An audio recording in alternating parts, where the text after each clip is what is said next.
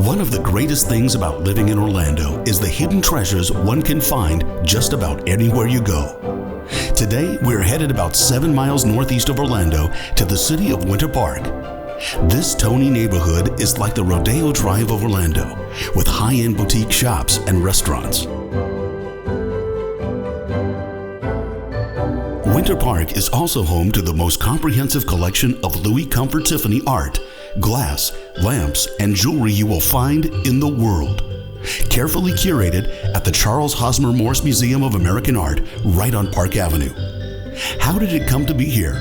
And what treasures will you find? We'll find out coming up next.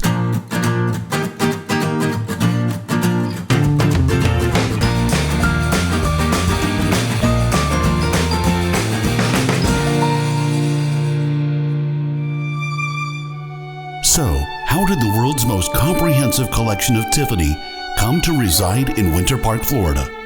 Let's start at the beginning. Louis Comfort Tiffany, born February 18, 1848, was an American artist and designer, primarily working in the medium of decorative arts between 1870 and 1930. Tiffany designed stained glass windows, glass mosaics, blown glass, ceramics, jewelry, enamels, metalwork, and is most often associated with his famous lamps. Tiffany used all his skills in the design of his own house, the 84-room Laurelton Hall on Long Island, New York. Later, this estate was donated to his foundation to house art students on fellowship. The home was destroyed by a fire in 1957. This unfortunate fire, along with one of his former art students and husband to the granddaughter of one of Winter Park's most influential founders, would play a major role in the creation of the Morse Museum and bringing the Tiffany collection to Winter Park.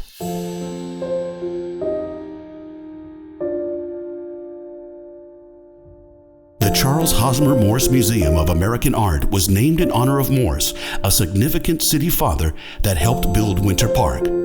Born September 23, 1833 in St. Johnsbury, Vermont, Morse became an American businessman and philanthropist.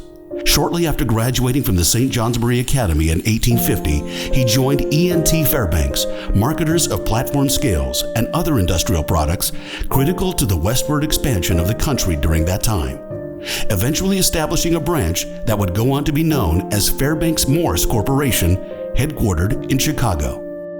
Morse first came to Winter Park in 1881 at age 48 with his friend and associate Franklin Fairbanks, for which a major thoroughfare in Winter Park is named.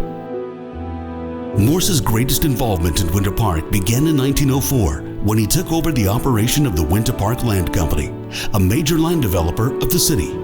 He had become the largest landowner in the area. His land donations to the city, many of them made anonymously, helped fund construction of Winter Park City Hall, the municipal golf course, and Central Park.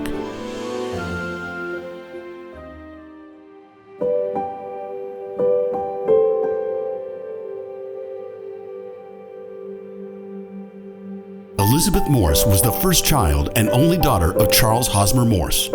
Though she spent time in Florida, Elizabeth Morse's life was rooted back in Chicago, where she was born in 1872. Elizabeth's daughter, Jeanette, visited often in Winter Park with her grandfather and had fond memories of his home. Eventually, she enrolled as an art student at Rollins College in Winter Park. It was there she met her future husband, Hugh F. McCain, a Rollins art professor. Like Jeanette, Hugh McCain was also an artist. An early painting of his, submitted by his father, won him a fellowship to study with a group of students at Laurelton Hall, the home of Louis Comfort Tiffany. Then one day, in 1957, one of Tiffany's daughters wrote to inform the McCains that Laurelton Hall was no more.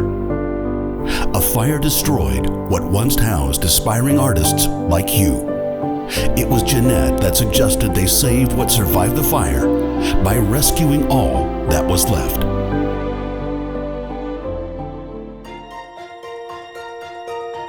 That acquisition by the McCains has now grown to one of the most comprehensive collections of Tiffany art that exists in the world. This collection can be seen today at the Charles Hosmer Morse Museum of American Art in Winter Park.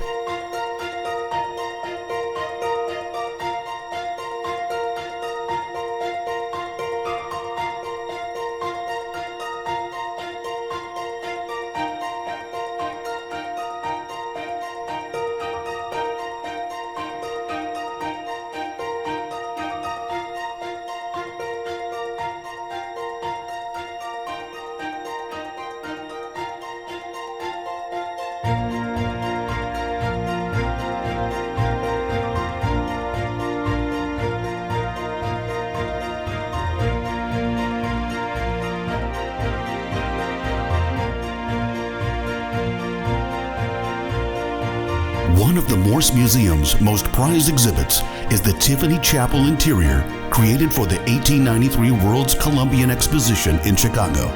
It has been painstakingly reassembled in all of its ecclesiastical splendor and must be experienced in person to truly observe its beauty. In addition to the collection of works by Louis Comfort Tiffany, the Morse Museum is truly an American art museum, with continually refreshed exhibits and lectures on topics such as Art Nouveau in the United States, American art pottery, and jewelry in America.